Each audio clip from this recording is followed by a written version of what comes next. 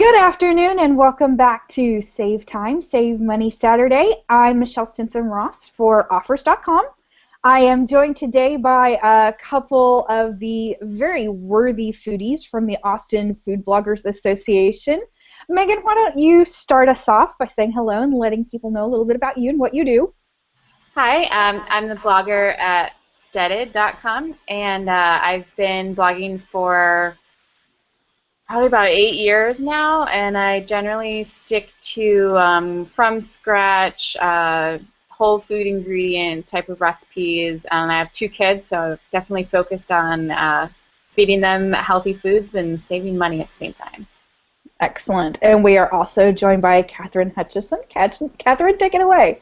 Yeah, I am the president of the Austin Food Blogger Alliance, and then I also have my own blog over at the austingastronomist.com. And I've been blogging since 2003 about everything from cooking in college to cooking in my first apartment. And now my boyfriend and I have a house together in Austin, and we are avid football fans. And so we go to lots of tailgates every year, and I'm really excited to be on today to talk about how to cook for tailgates. Fantastic. And of course, they've already given you hints as to what our topic is today. Yes, this is the STSM Chat Tailgate Special. And we're going to talk about not only tailgating, but also National Cheeseburger Day is coming up next week. So we have all kinds of great ideas on how to make the best of National Cheeseburger Day. The first question I want to ask you guys is about tailgating, however.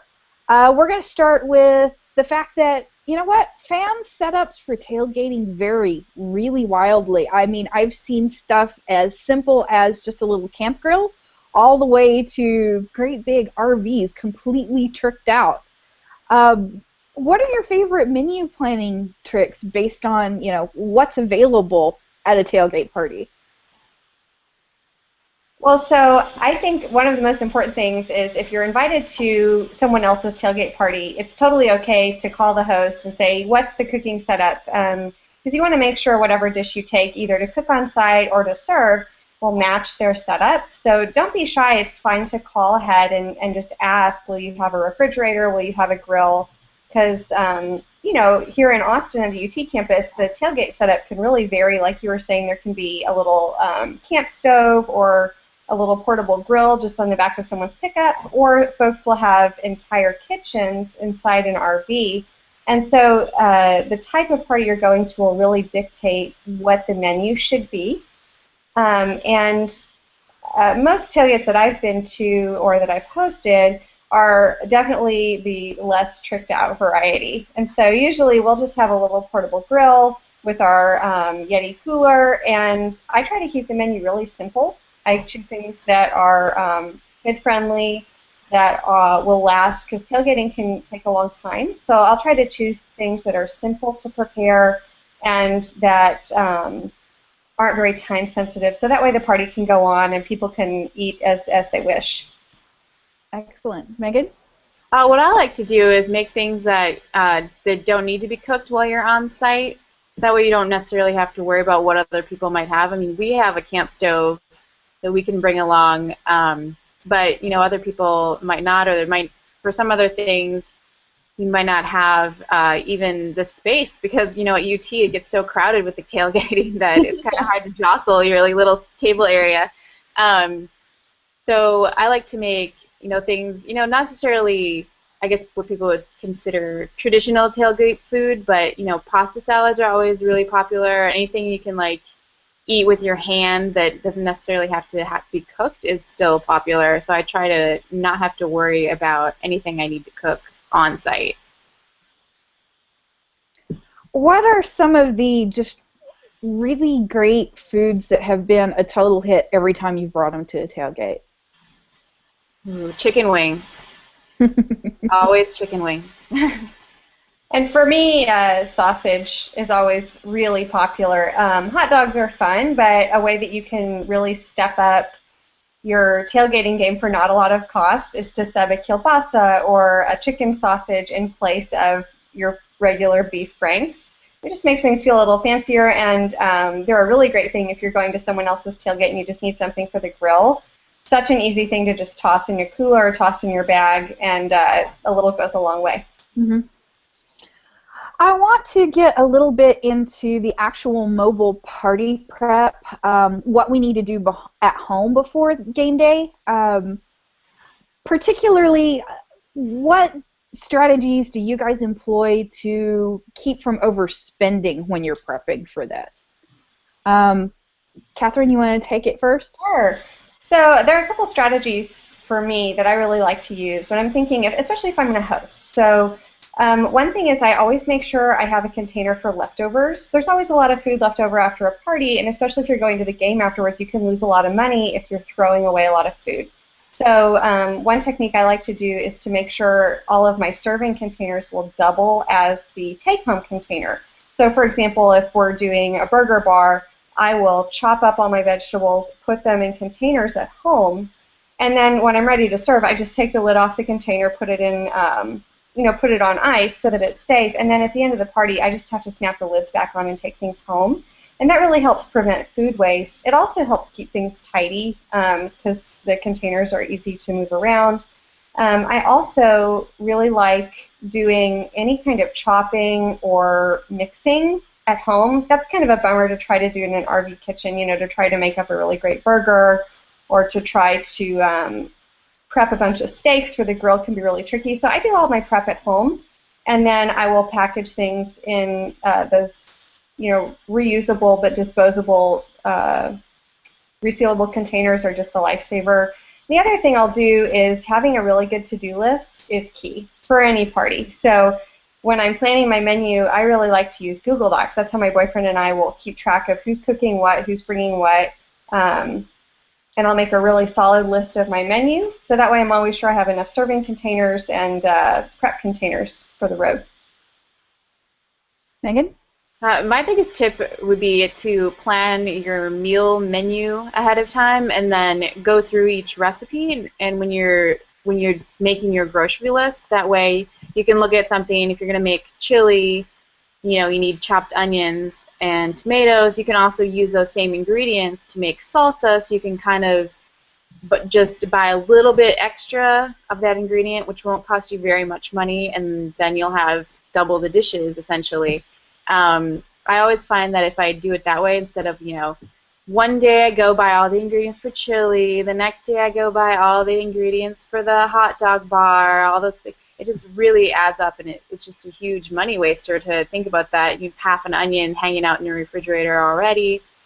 You got to think about those things ahead of time. And I'm the same with Kathryn, where I want to prep everything ahead of time and not worry about it. And I'm really into not using paper plate products, so I actually have a little bin that I carry around with reusable plates and cups. That way I don't have to be buying all those things every single time, especially during football season. You're going to be partying every single weekend. You might as well use stuff that you can reuse again and again. That also prevents you from running out of cups. If you're a guest at someone else's tailgate, it is the worst feeling if you go and they're really low on cups, or if you have a bigger family, it can be really a courteous thing to take your own serving dishes and just pack them out, just because it's a nice thing to do for the host or hostess, so they're not having to keep putting out those products. Good tip. I had been doing some checking because I've actually been writing quite a bit about tailgating lately, and I spotted a really good tip as far as just saving a little money and saving a lot of headache. There were several recommendations that you ought to freeze your water bottles in advance to use as ice packs until they melt, and then of course you've got fresh drinking water that's nice and cold. Love the idea, and I thought, well, why not take it a step further? We've all got, half-gallon and gallon milk jugs. We've got jugs that maybe we bought juice or tea or whatever in. Why not rinse those out, fill them with water, and freeze them the night before? What's really cool is if you're using the half-gallon milk jugs, they're small enough that you could actually use them as partitions in your great big cooler to protect your veggies and stuff like that. I got really geeked out about how to be smart about ice and not have to go buy it.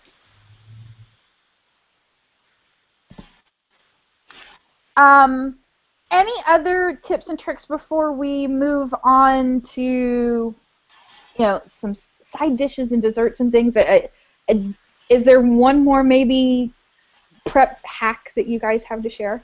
I always make sure to have a couple of beach towels handy. So whenever I'm packing out my car, to host or go to a tailgate, we have a lot of rag towels at our house, and you wouldn't believe how many of those will go through. Someone will spill something, or you want to clean something up, or you just need a layer like you're describing to have those water bottles. That's such a great tip, but if you have raw meat in your cooler, that can be pretty unappetizing, and so a lot of times I'll use those rag towels just as a kind of way to have a barrier between types of food, or to just add a little extra insulation.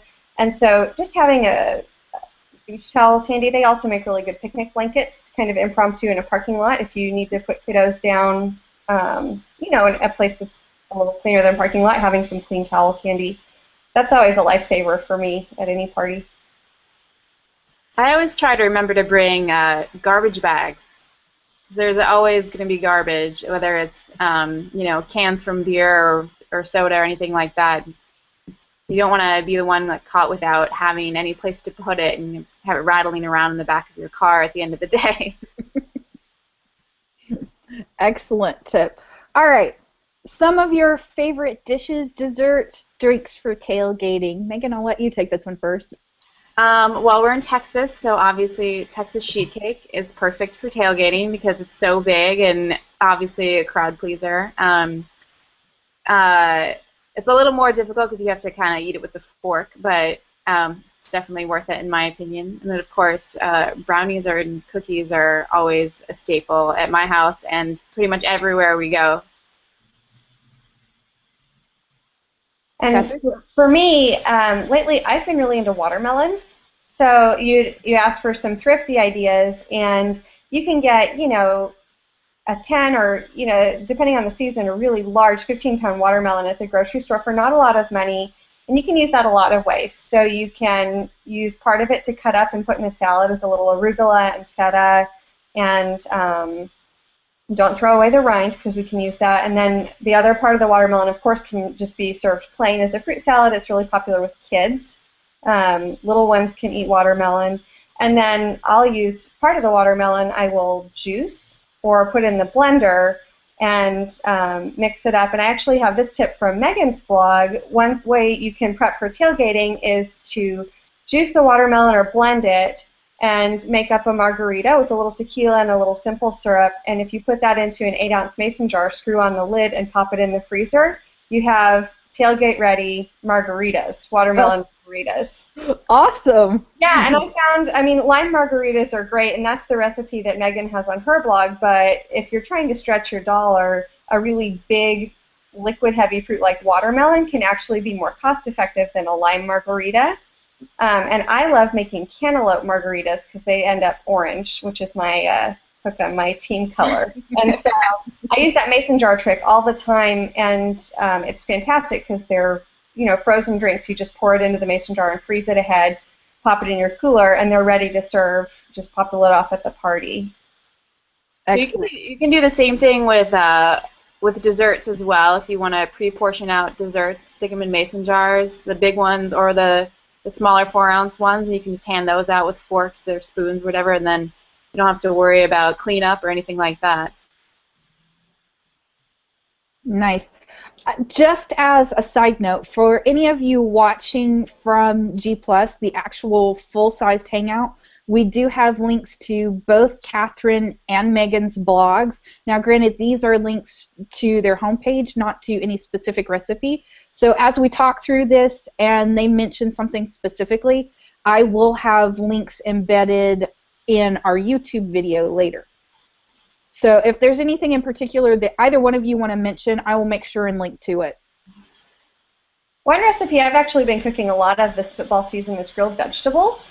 That's, for me, can be really cost effective because you can go to the market or the grocery store and just buy a whole mess of what's in season, cut it up with some salt and pepper, stick it on a skewer, and you can grill it right alongside your sausage or your burgers.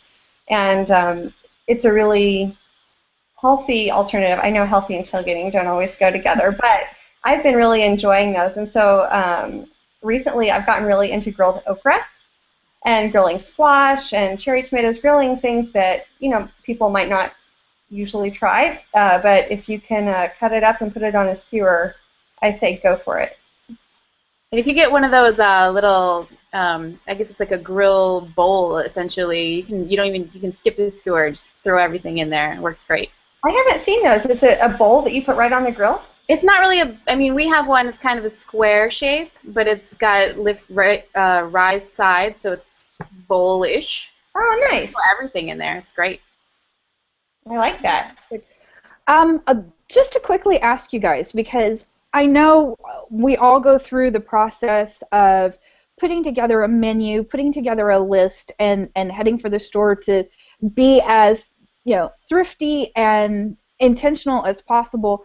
But what happens when you walk in the store and you discover, oh my gosh, brisket's on sale? What do you do in those moments where you realize, okay, what I had on my list, yeah, I would have done well, but dang, if I take advantage of that sale, I could do even better on the cost? Well, I think it depends. A lot of stores, the things that have sale markers on them, they look nice and shiny, but they aren't necessarily going to save you money. It's kind of a trick in a way to get you to buy more of something else, especially for a brisket. Brisket is huge. It's not like any of us aren't going to eat the leftovers, but if you're comparing, you already budgeted out for a dozen burgers versus a very large brisket, in the end, it's probably not going to save you that much money to have all the extra leftovers. So I always try to look at it that way. Whenever I see anything on sale, are we actually going to eat all of it in a timely manner? Is it really going to be something that I have time to prepare? Brisket takes a long time to cook to make it really good. So there's a lot of other factors at play aside from just the sale price. Okay. And I like to play it a little faster and looser. If I walk in and brisket's a great cut of meat and I know I'm going to have time to cook it, I say go for it. The other option would be if you're going to host another tailgate party later in the season, you could buy the brisket and plan to serve it at your next party when you can really plan and make the most of that cut of meat. And I'd say one of my top tips is try not to get caught off guard. Try not to be surprised at the grocery store. If you're shopping and it truly is a great deal, the store is going to want to make the most of it, and they will be marketing that sale very heavily before and after. And so it really is worth it. If you know you're going to be spending a lot of money, go visit the social media, go visit the websites of the grocery stores where you like to shop, or call ahead and say what meat's on special, because that way you can plan your menu around it and you'll get the best of both worlds. You'll get that sale price, and you'll be able to stretch your dollar by making a menu that really maximizes the pricey items. Excellent. Well, we all know when it comes to tailgate that cheeseburgers go over really well. And I want to definitely make note of the fact that Thursday, September 18th is National Cheeseburger Day. What are your favorite cheeseburger hacks to ensure that that burger comes out right every time? Megan?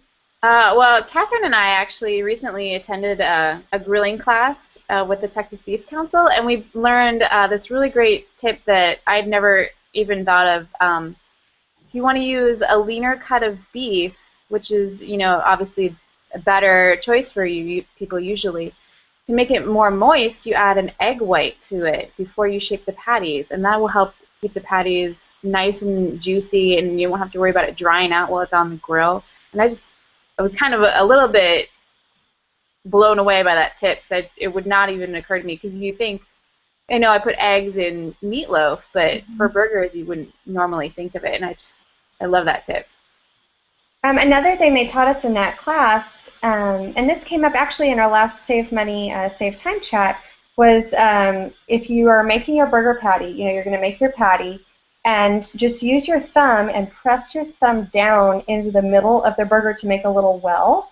And that actually really helps the burger stay tender and juicy throughout. The little well will smooth out as the burger cooks, but that will help the burger cook more evenly, so that way you end up with a juicy burger. And the other thing we learned, and I must say I am guilty of this on occasion, is it's so satisfying to squeeze your spatula down on the grill on that burger, but then all the good stuff runs right out. So whatever you do, don't do it. don't push down on the burger with your spatula, as tempting as it may be. Leave it alone. Once it's on the grill, try not to move around the burger too much, because that helps keep things moist and juicy.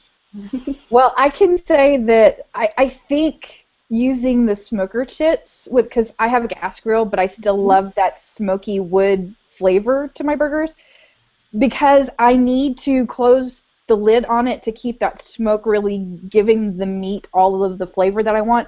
Yeah. Doing that kind of relieves me of the temptation to squeeze it. It's like I flip it, I close it really quick so that I don't lose out on the smoky flavor, and that way I'm leaving it alone, just letting it cook.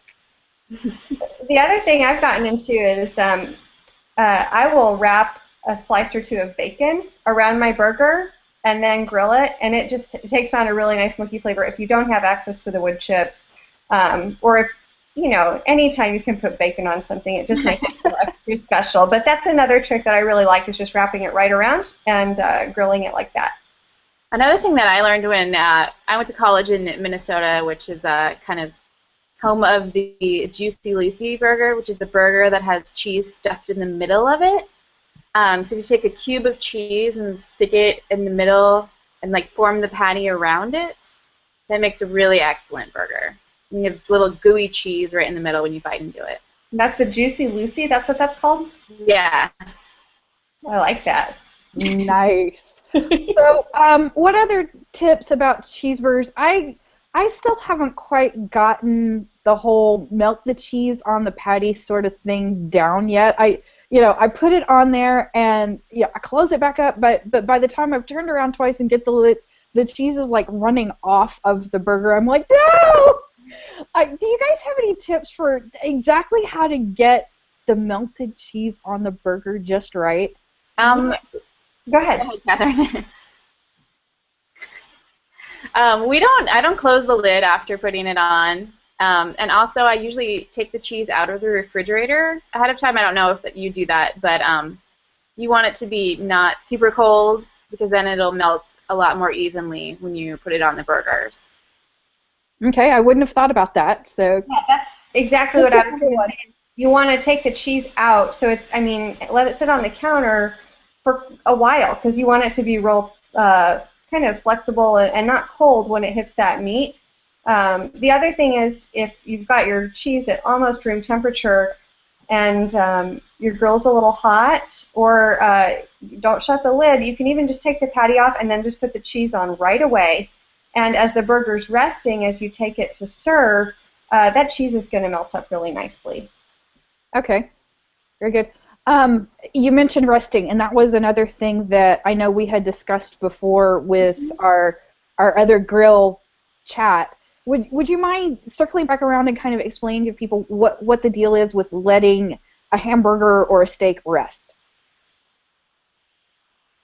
So when you're cooking the meat, it's going to get really warm, and this goes from steak to ground meat like a hamburger to even your Thanksgiving turkey. So when you're cooking the meat, it's getting really hot, and that meat's going to come up to an internal temperature as it's cooking in your oven or in your grill, and you're going to want to remove it from the oven or grill just shy of the internal temperature that you want, because after it comes off of the grill, in the case of a burger, that meat is going to retain some heat and continue to cook.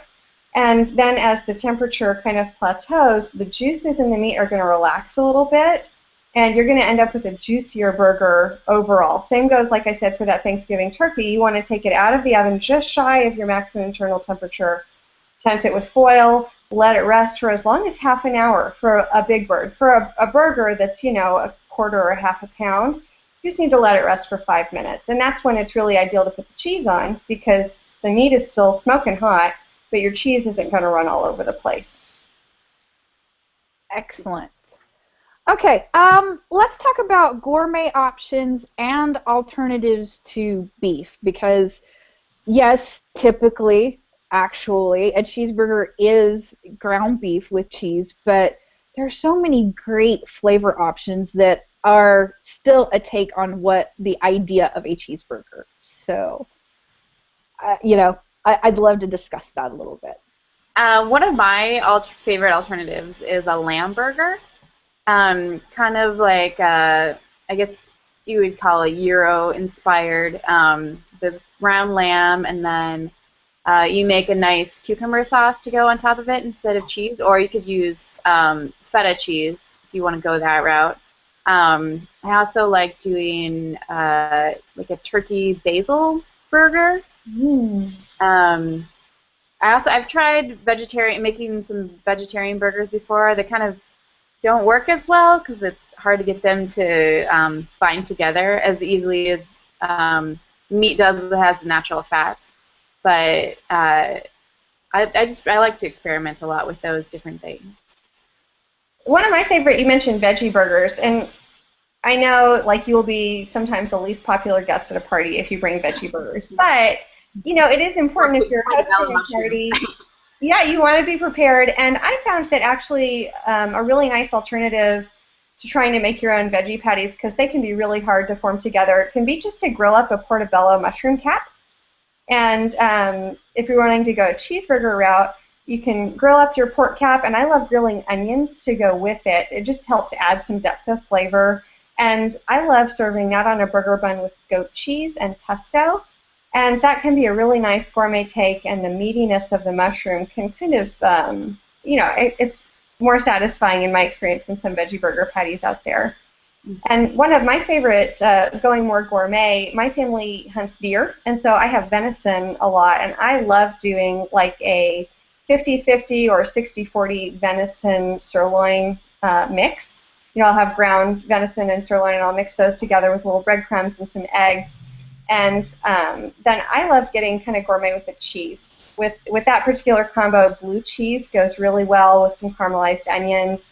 And you can also experiment with buns. So instead of a traditional hamburger bun, I'll serve that with brioche. Sometimes, or making sliders can be a nice way. You can use dinner rolls or challah that way and have some more flexibility in your carb options. I also really like to put sliced avocado on top of pretty much any burger. Not only adds to the moistness, but it's just a nice creamy flavor, especially if you contrast it with something like pickled onions. It always makes for a really great sandwich. It can be a nice way to save money too. We've just talked about a lot of options, and I think it's important to remind people you don't need to go out and buy, if you're wanting to do a gourmet burger, you don't need to go out and buy an entire extra day's worth of groceries. Just look in your fridge and think about, okay, if I like tacos, we have a lot of taco things in our fridge. What if we were to add taco seasoning to our burger? And that would be a way you can use up things that are in your pantry already, or just make one change to the burger without having to go buy an entire extra cartload of groceries. Right on. What about other things to add to the ground beef before, or ground whatever? Not necessarily just beef. It could be turkey. It could be, you know, any of those alternatives. I know personally, when I'm fixing burgers, I love to put like a little bit of barbecue sauce in the mix. I also love beer burgers. Oh my gosh, you guys, that is just like the most amazing thing, to add a little bit of beer to the raw meat as you're forming the patties and whatever. It comes off the grill so amazing. What other kinds of things might we want to add to the mix as we're making the patties? So go ahead, Megan. I like to do sautéed peppers. You don't want to add raw peppers because then they don't cook when you're cooking the burger, but sautéed, like Anaheim/Hatch chili peppers are really great, or like finely grated shallot is also pretty nice, and that adds a nice little hit to the burger. We've added pre-made pesto sauce, and we also like to do shredded cheese right in the patty. A little bit different from the Juicy Lucy, but especially you can get your smoked burger right there. Get some smoked mozzarella or some smoked cheddar, and mix it right into the burger. One thing I like to do is, especially for poultry burgers, because poultry can be like a little bit of a looser meat, I really like using panko breadcrumbs. I'll moisten them with a little bit of milk or water, and then stir those right in to the burgers, and it gives me just a really nice tender burger. I'll add an egg. A lot of times we had talked about the egg white trick earlier for ground beef, but I've found with poultry burgers, I like the richness that the yolk offers as well. And Megan mentioned pesto. I love adding, if I don't have pesto on hand, I will chop up and add a handful or two of fresh herbs like parsley or even cilantro is a lovely accompaniment to a poultry burger. I found that I get more bang for my buck if I do those kind of mix-ins with poultry more than beef. Sometimes I like the more mild flavors can get a little lost for me in a beef, but I love your idea for barbecue sauce, and certainly I will add some Worcestershire or a little red wine. Just deeper flavors. Sauteed mushrooms go really well in a beef burger, just to kind of balance out that stronger meat. Sometimes the more delicate seasonings will get lost in a beef burger, so you want to keep an eye on that. Wonderful. Okay, since we're talking about cheeseburgers, what do we serve to go with? Especially if we're wanting to get away from, the standard potato salad, baked beans, coleslaw, kind of, just the potato chips sort of thing. What are some other options as far as drinks and sides to go with your cheeseburger? Well, so for sides, anything, if I've got the grill on anyway, I really like grilling a side to go with. And so, as I mentioned earlier, grilled vegetables are a really awesome complement. Another thing to keep in mind is pairing your side dishes with your burger. So if you're wanting to do like a Mediterranean-inspired burger like Megan described earlier, like a lamb burger, it may make sense to serve a cucumber salad on the side, along with maybe some eggplant or some baba ganoush and some hummus, letting the sides kind of take their cue from the burger. And you said besides potato salad, I think it's really fun to serve a traditional American, picnic-style sides with your burger. But maybe keeping in mind you could make a little twist. If you're bored with potato salad, maybe try adding bacon or try grilling the potatoes for a smoky flavor before. There's a great restaurant in Austin that does that, and it's awesome. But try making just a little twist on the classic, because they're a classic for a reason. So I think, it doesn't hurt to stick with the classics when you're looking to make a pairing. Mm-hmm. I like to do, I know it's not necessarily, like we were saying, you wouldn't necessarily be the most popular person at a tailgate, but we like to add, green salads, because if you're eating a big hunk of meat, kind of need to balance it out a little bit at least. And there's so much versatility with that. And with the Mediterranean, like a nice tabbouleh salad is always really great. I also like to pick whatever vegetable is in season. Like we're getting sort of into fall here in Austin, so I'm really looking forward to Brussels sprouts. I know some people are over Brussels sprouts, but I am still completely obsessed with them, and I'll make them every chance I get. And they are great with burgers, especially if you grill them. You can add like a nice little glaze at the end. It's perfect. The other thing you can do is you can make a fry out of almost any root vegetable. And so if you're bored with your traditional potato fries, maybe try butternut squash or sweet potato fries instead, or even okra. You can just trim off the ends and bake that or grill it, and it turns into a really lovely crispy side. Carrots and parsnips work really well for that too. Yeah. Yay! Sweet potatoes! That's my favorite.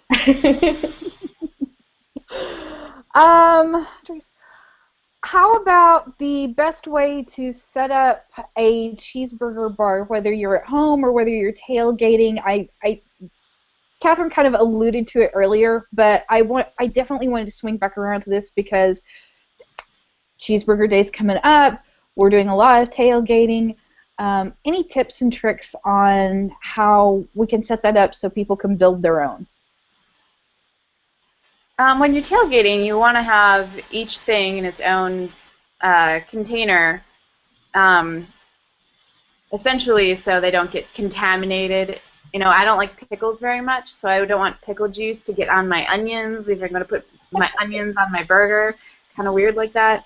But other people feel the same way, so I try to keep things that are very strong, at least, separate. And then, if you're going to have tomato slices, that obviously those need to be kind of separate by themselves as well.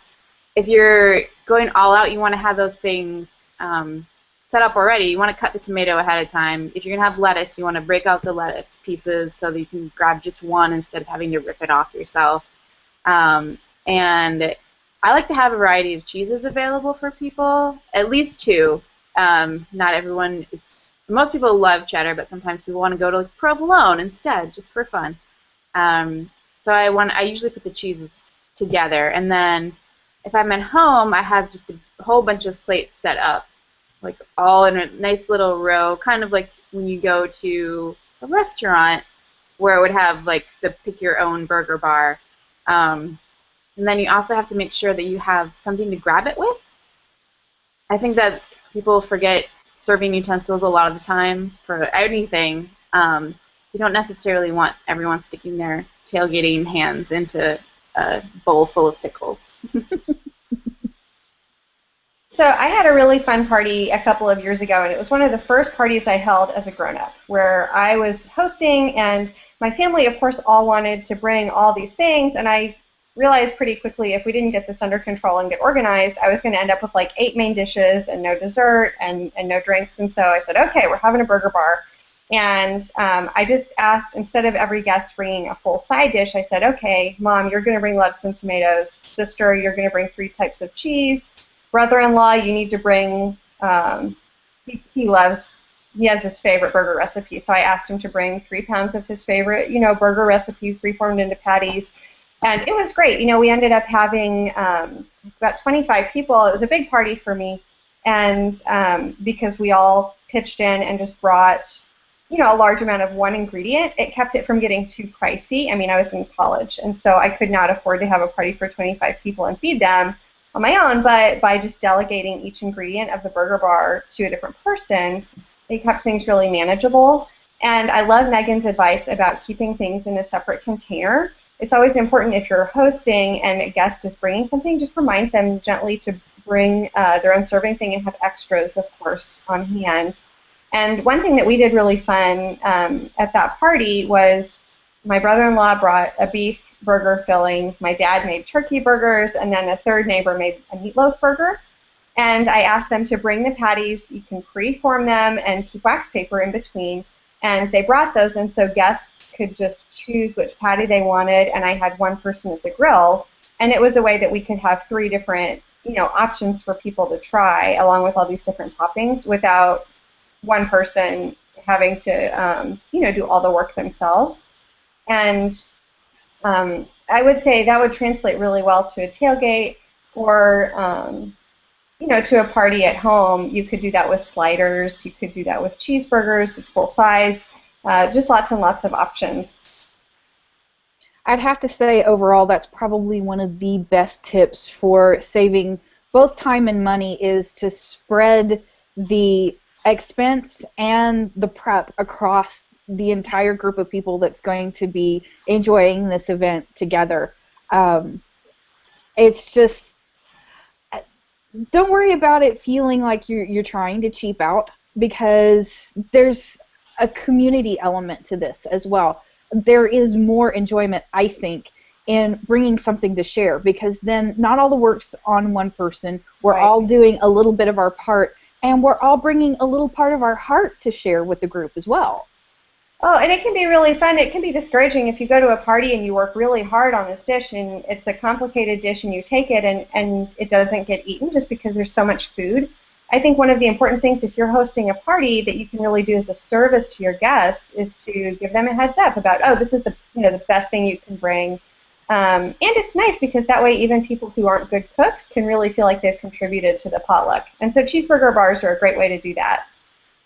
Yeah, I know it's always kind of intimidating for some of our friends since we're food bloggers. They're like, what am I going to bring to a food blogger's house? That's not necessarily going to be fun. But I always try to make sure, like, I'm not going to make the side dishes. I will just make the main dish. You guys bring whatever sides you want, and it makes them feel like they're contributing because they are. But also, no one's judging them for whatever they're bringing because they're not a food blogger. It's, whatever they bring is great, and everyone will enjoy it every time. Marvelous. All right, ladies, that brings me to the end of the questions I had for you. Are there any other tips, tricks, parting words you have to share before we wrap this up? Megan? Um, uh, don't get overwhelmed.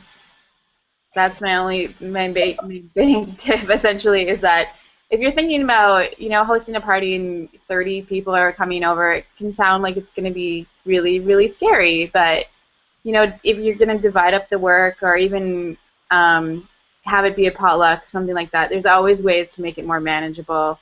And I also would say prep ahead of time. There are things you can make days in advance of a party that people don't have to know when you made it. It's just going to be there. And that'll save you tons of time and stress the day of. You can just pull it out of the fridge and it'll be ready. I'd say if I have any last party hosting advice, one is don't be afraid to co-host. You may have a friend who has a killer house but is terrible at cooking. And like if you're like me, I have a really small house, but I love to cook for a group. And so a lot of times I'll partner up, like with my sister or with a friend, and we'll co-host a party together. So that way it's not quite so much work for any one person. And the other thing is be sure you have a plan for your leftovers. You're putting a lot of money into the food for the party, and if you do it right, you'll probably have some food left over at the end. And it's always really sad at the end of the night if there's not a place for those to go, or if you don't have to-go containers ready to waste all that food. You waste a lot of money. And so I'd say thinking ahead and just make sure you have a roll of aluminum foil and reusable containers at the end of the night so that you can not lose that food. That's a really great way to save money. Marvelous. Megan, Kathryn, thank you so much for joining us for Save Time, Save Money Saturday this week. I hope you have a wonderful weekend. Enjoy the football games through the rest of today and tomorrow. And I hope everyone has a fabulous weekend.